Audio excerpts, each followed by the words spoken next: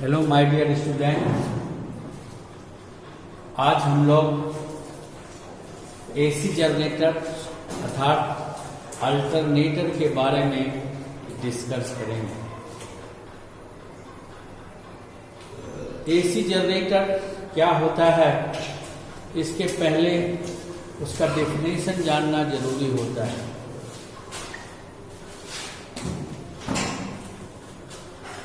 पता है कि वह electromagnetic field type generator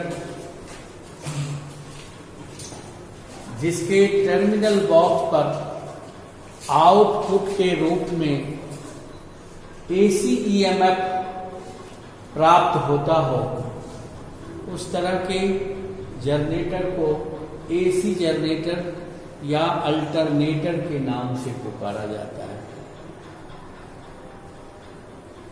DC generator में जिस तरह ईएमएफ इंड्यूस होता है, ठीक उसी तरह एसी जनरेटर में भी ईएमएफ उत्पन्न होता है। एसी जनरेटर में विशेषता यह है कि यह आर्मेचर के कंडक्टर में जो उत्पन्न ईएमएफ होता है वह एसी के रूप में होता है और वह डायरेक्ट स्लिप रिंग के द्वारा जो है वह हमारा टर्मिनल बॉक्स पर पहुंच जाता है। इसलिए एसी जनरेटर डीसी जनरेटर की अपेक्षा थोड़ा सस्ता पड़ता है। अधिकतर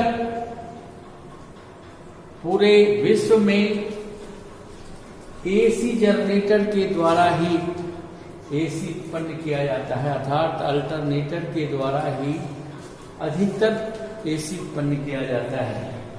इसलिए आज हम लोग अल्टरनेटर के बारे में अच्छी तरह से जानेंगे। अल्टरनेटर मुख्यतः दो प्रकार का होता है। जैसा कि जानते हैं कि हमारे इंडिया एवं विश्व में सिंगल फेज एसी और 3 फेज एसी दोनों प्रकार का सप्लाई यूज करते हैं। इसलिए अल्टरनेटर भी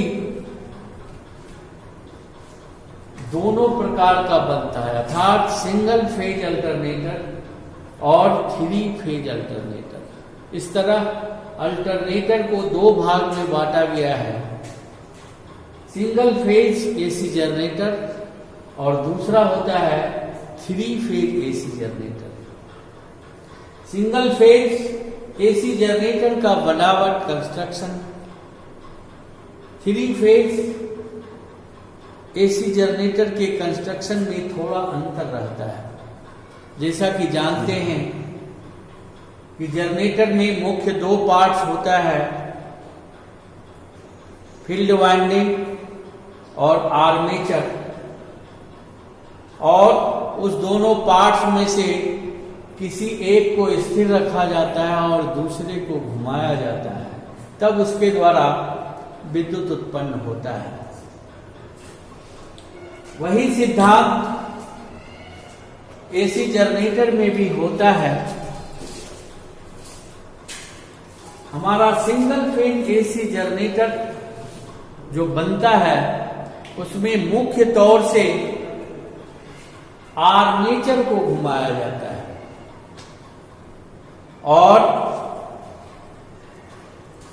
फील्ड को स्थिर रखा जाता है, क्योंकि सिंगल फेज एसी जनरेटर कम कैपेसिटी का बनता है,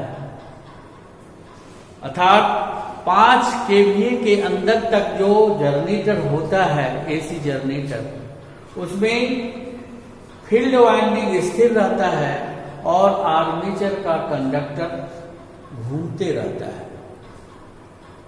लेकिन 3 फेज एसी जनरेटर के द्वारा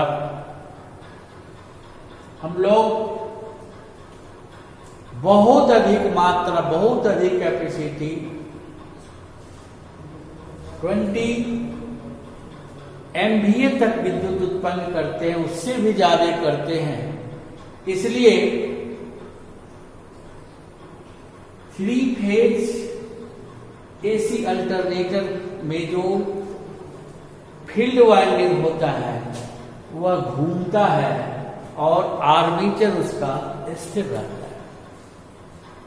तो जैसा जानते हैं कि AC जनरेटर में जो है 2 प्रकार का, अगर फील्ड वाइंडिंग घूमेगा और आर्मेचर स्थिर रहेगा तो उसको बोलते हैं rotating field static armature type AC generator. और यदि फील्ड स्थिर रहेगा और आर्मेचर घूमेगा तो उसे बोलते हैं static field and rotating armature type AC generator. इसलिए AC जो सिंगल फेज का जनरेटर जो बनता है उसमें मुख्य तौर से 2 प्रकार का बनता है, एक सेल्फ एक्साइटेड और दूसरा होता है सेपरेटली एक्साइटेड। सेल्फ एक्साइटेड जो कम कैपेसिटी का AC सिंगल फेज जनरेटर बनता है उसमें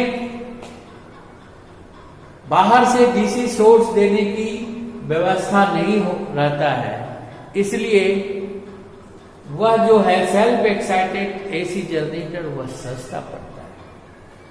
अधिकतर 5 kVA के अंदर जो सिंगल फेज AC जनरेटर जो अल्टरनेटर जो बनता है वह सेल्फ एक्साइटेड ही होता है। उससे ऊपर जो कैपेसिटी का जनरेटर बनता है वह मुख्य तौर से सेपरेटली एक्साइटेड AC जनरेटर बनता है।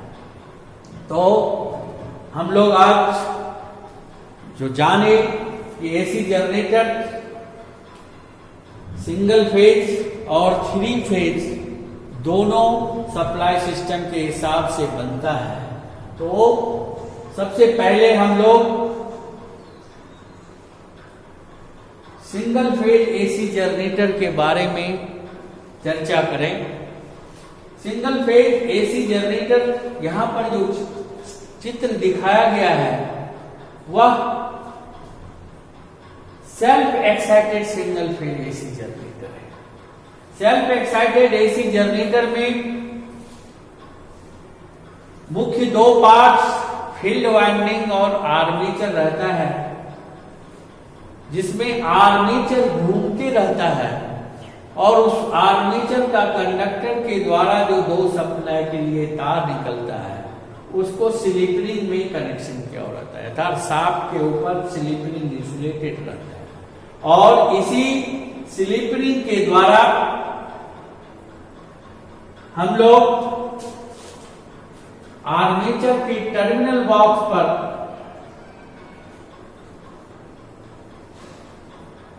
A1 और A2 दोनों टर्मिनल बॉक्स पर ये जुड़ा हुआ रहता है। फील्ड वाइंडिंग जो है वह स्थिर रहता है। अब चूंकि जैसा कि जानते हैं कि जनरेटर में आर्मेचर के कंडक्टर में चुंबकीय क्षेत्र घुमाने से उसमें जो विद्युत उत्पन्न होता है वह AC होता है और सिंगल फेज AC जनरेटर में सेल्फ एक्साइटेड है तो उसको DC मिलना बहुत जरूरी है। इसलिए आर्मेचर के द्वारा जो AC उत्पन्न होता है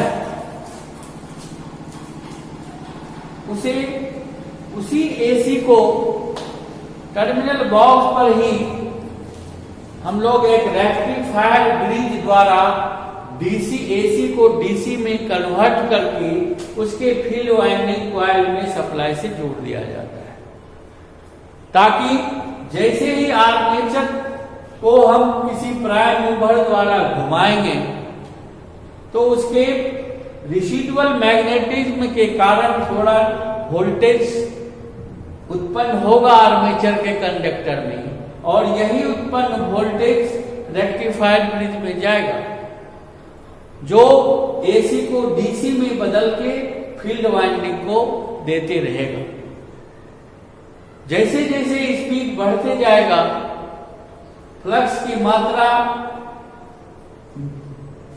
मेन फील्ड जो है उसका फ्लक्स बढ़ते जाएगा और वोल्टेज बढ़ते चला जाएगा। जब फील्ड वाइंडिंग का कोर सैचुरेटेड हो जाएगा तो वह एसी वोल्टेज जो है, जो आउटपुट मिल रहा है, वह आकर के स्थिर हो जाएगा। इस तरह हम जानते हैं कि self excited single phase AC generator में यदि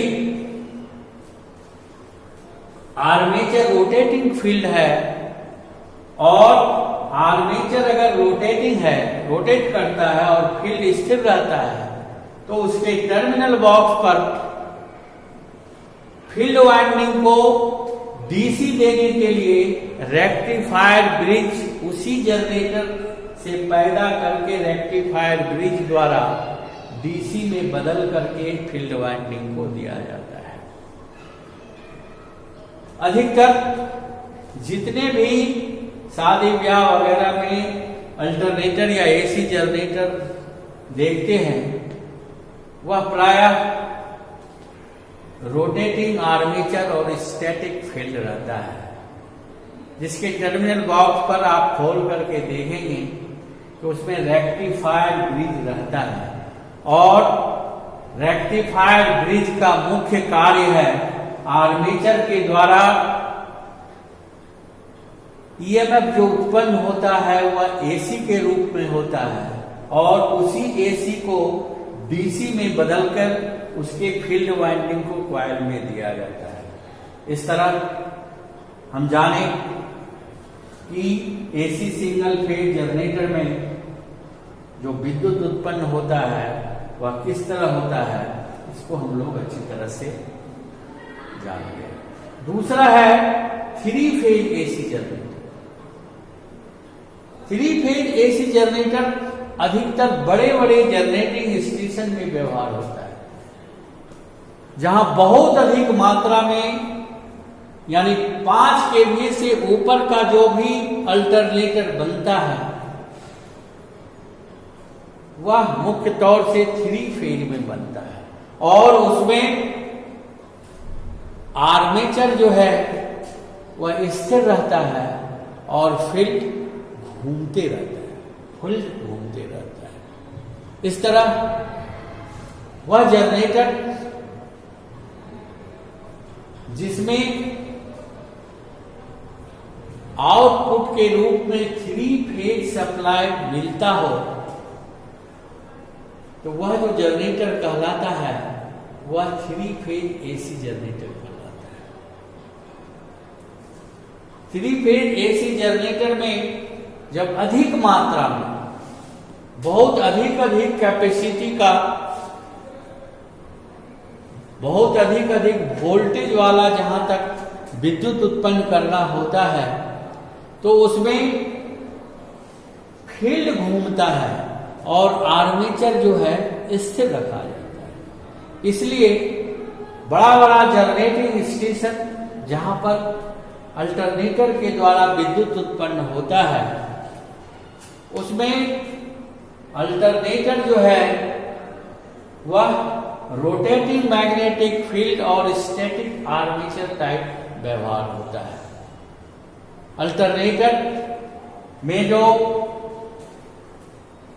पोल फील्ड जो बनता है, बनाया जाता है, वह 2 प्रकार का होता है। एक साइलेंट पोल टाइप और दूसरा होता है नॉन साइलेंट पोल टाइप। साइलेंट पोल टाइप जनरेटर जो बनता है उसका फील्ड जो है घूमने वाला जो आर्मेचर का डायमीटर बहुत अधिक होता है और एक्सियल लेंथ जो है उसका कम होता है। इसलिए साइलेंट पोल वाला जो अल्टरनेटर है वह मुख्य तौर से कम स्पीड में घुमा के विद्युत पैदा किया जाता है। और उसके चलते उसमें कम स्पीड के लिए उसमें पोल जो है अधिक होता है। जैसा कि जानते हैं कि स्पीड बराबर होता है 120 इंटू F/T। तो यानी पोल अगर बढ़ाएंगे तो स्पीड घट जाएगा। तो साइलेंट पोल में बहुत अधिक में पोल बढ़ा करके हम उस जनरेटर का उसी हिसाब से कम स्पीड में चला के उतना वोल्टेज उत्पन्न कर सकते हैं। दूसरा होता है नॉन साइलेंट पोल फील्ड। नॉन साइलेंट पोल फील्ड क्या होता है?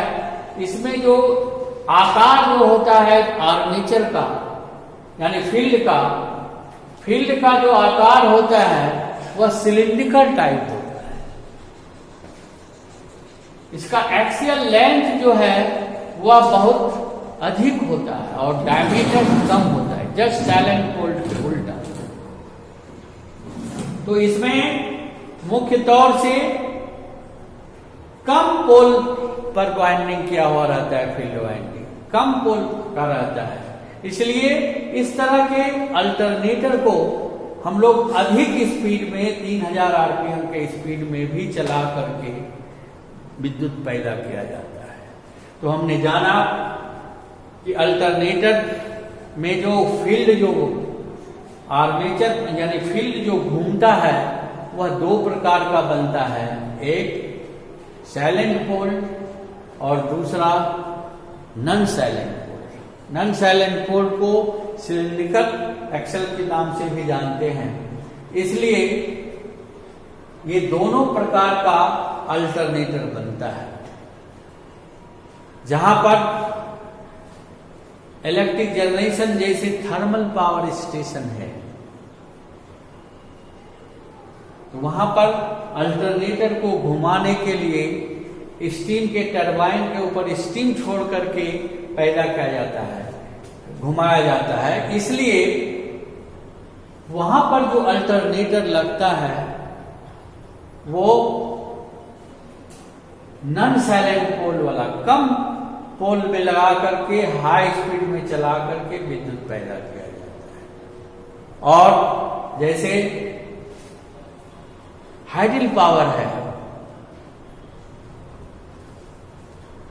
डीजल जनरेटर पावर है, पावर स्टेशन है, तो वहां पर जो अल्टरनेटर को घुमाया जाता है वो कम स्पीड में घुमा करके यानी साइलेंट पोल टाइप अल्टरनेटर उसमें व्यवहार किया जाता है। आज हम लोग एक AC 3 फेज अल्टरनेटर का इलेक्ट्रिकल सर्किट डायग्राम यहां पर बनाया हुआ है। इसमें हम लोग देखेंगे कि इसमें 3 फेज AC किस तरह आउटपुट होता है। गौर से देखिए, ये जो दिखाया गया है ये प्राइम मूवर है और ये जो है साइलेंट पोल अल्टरनेटर है। इसमें फील्ड जो है ये दिखाया गया है और आर्मेचर इसके अंदर में वाइंडिंग किया हुआ है। 3 फेज का वाइंडिंग रहता है और 3 फेज का वाइंडिंग का कनेक्शन जो है स्टार में कर करके एक स्विच द्वारा उसे अर्थ कर दिया जाता है, आइसोलेटिंग स्विच द्वारा अर्थ किया जाता है। यहां पर क्वेश्चन उठता है कि हम डायरेक्ट क्यों नहीं अल्टरनेटर के इस आर्मेचर के इस स्टार पॉइंट को डायरेक्ट अर्थ क्यों नहीं करते हैं? उसमें आइसोलेटिंग स्विच देने का क्या मतलब है? डायरेक्ट भी करेंगे फिर भी चलेगा, लेकिन उसमें जो दिया रहता है मुख्य तौर से बड़ा बड़ा जनरेटिंग स्टेशन में जहां विद्युत पैदा होता है वहां पर एक नहीं अनेकों अल्टरनेटर पैरेलल में साथ में होकर के चलता है। इसलिए सभी अल्टरनेटर का न्यूट्रल पॉइंट जो अर्थ किया जाता है उसको आइसोलेटर द्वारा अर्थ किया जाता है, यानी जरूरत पड़ने पर हम उसको काट सकते हैं। जैसे मान लीजिए अगर 2 या 2 से अधिक अल्टरनेटर आपस में पैरेलल में साथ जुड़ करके विद्युत सप्लाई दे रहा है, तो उस स्थिति में सभी अल्टरनेटर में से किसी एक ही अल्टरनेटर के स्टार पॉइंट को स्विच द्वारा अर्ज करेंगे, बाकी और जो अल्टरनेटर है उसका स्टार पॉइंट को अर्ज करने की आवश्यकता नहीं पड़ेगा। इसका भी मुख्य कारण है उसमें हार्मोनिक होगा, इसलिए उसको दूर करने के लिए इस तरह किया जाता है, हार्मोनिक करंट गुजरता है। तो आज हम लोग 3 फेज एसी जनरेटर के बारे में जानेंगे। तो यह जो अल्टरनेटर का दिखाया गया है, यह इसमें स्टेटर जो है यानी आर्मेचर जो है स्थिर पार्ट्स है, और फील्ड वाइंडिंग जो है वह जो है रोटेटिंग पार्ट्स है। यह सेल एंड पोल टाइप का अल्टरनेटर है। इसके पूरे साथ में आप देखिए यहाँ पर एक हाउसिंग स्लीपिंग बॉक्स लगा हुआ है, इसके ऊपर स्लीपिंग है। यह जो है, यह जो दिखाया गया है, यह मेन एक्साइटेड डीसी है, सेपरेटली एक्साइटेड डीसी जनरेटर है। यानी यही वोल्टेज जो पैदा करता है डीसी जनरेटर है, यह वोल्टेज पैदा करता है। इसी के द्वारा घूमते हुए अवस्था में स्लीपिंग से इसके फील्ड वाइंडिंग को डीसी दिया जाता है, और जितना मात्रा में डीसी दिया जाएगा उतनी मात्रा में वो फ्लक्स उत्पन्न करेगा, और उसी के अनुसार उससे वोल्टेज उत्पन्न होगा। अब चूंकि ये अब इसमें मात्रा फ्लक्स का, वोल्टेज का, करंट का मान घटाएंगे बढ़ाएंगे, इसलिए इसके फील्ड वाइंडिंग में जितना फ्लक्स बनाएगा उसी के हिसाब से ये वोल्टेज उत्पन्न करेगा। तो इसके फील्ड वाइंडिंग को कंट्रोल करने के लिए एक अलग से पायलट डीसी जनरेटर यानी डीसी शंट जनरेटर लगाए। ये सेल्फ एक्साइटेड है। इसके जब ये सब एक साथ, जब प्राइम मूवर के द्वारा होता है तो सब एक साथ घूमता है। तो जब ये जनरेटर हमारा pilot excited DC shunt generator जब घूमेगा तो यह डीसी पैदा करेगा, और यह आर्मेचर में जो डीसी पैदा होगा उसका वोल्टेज इस मेन एक्साइटेड डीसी जनरेटर के फील्ड वाइंडिंग में जाएगा, अर्थात इसके फील्ड, इस जनरेटर के फील्ड वाइंडिंग को अलग से डीसी मिलता है। इसलिए यह जो जनरेटर होता है मेन एक्साइटेड जनरेटर, यह सेपरेटली एक्साइटेड जनरेटर का। और देखिए यहाँ पर यह जो जनरेटर है, यह जो है हमारा सेल्फ एक्साइटेड है। इसका फील्ड वाइंडिंग और आर्मेचर एक साथ जुड़ा हुआ है, और इसमें एक वेरिएबल रेजिस्टेंस लगा है। इस रेजिस्टेंस का मान जैसे बढ़ाएंगे, रेजिस्टेंस अगर फील्ड वाइंडिंग में ऐड करेंगे तो इसमें वोल्टेज कम जाने से इसका करंट भी कम हो जाएगा, और ये करंट कम होने से फ्लक्स का मान कम होगा, तो इसका वोल्टेज भी कम होगा। तो जैसा जरूरत होगा उसके अनुसार हम लोग इसके फील्ड वाइंडिंग में, अल्टरनेटर के फील्ड वाइंडिंग में इसको पायलट एक्साइटेड डीसी को कंट्रोल करके हम लोग इसमें डीसी देते हैं। जब जनरेटर घूमता है तो डीसी जब इसको मिलता है तो यह अपना अल्टरनेटर मैग्नेटिक फील्ड बनाता है, और यह मैग्नेटिक फील्ड घूमते रहता है, और उस आर्मेचर जो स्थिर रहता है उसके कंडक्टर के चारों ओर घूमते रहता है, जिसके चलते सभी कंडक्टर को पोल के हिसाब से कट करते रहते हैं। उस तरह उसके आर्मेचर के कंडक्टर में ईएमएफ उत्पन्न हो जाता है, और यह जो ईएमएफ होता है वह एसी के रूप में होता है, और इसी ईएमएफ को हम लोग डायरेक्ट जो है कॉइल से कनेक्शन लेकर के हम बाहर ले जाते हैं। इसको सर्किट ब्रेकर में जोड़ करके हम कहीं भी सप्लाई देते हैं। इस तरह हम जाने कि एसी जनरेटर जो है 3 फेज का अधिकतर हम लोग बड़ा बड़ा जनरेटिंग स्टेशन में व्यवहार करते हैं, और उसका सारा कंट्रोलिंग पैनल बड़े बड़े जनरेटिंग में बना हुआ रहता है। उस हिसाब से हम लोग आज का अल्टरनेटर का जो है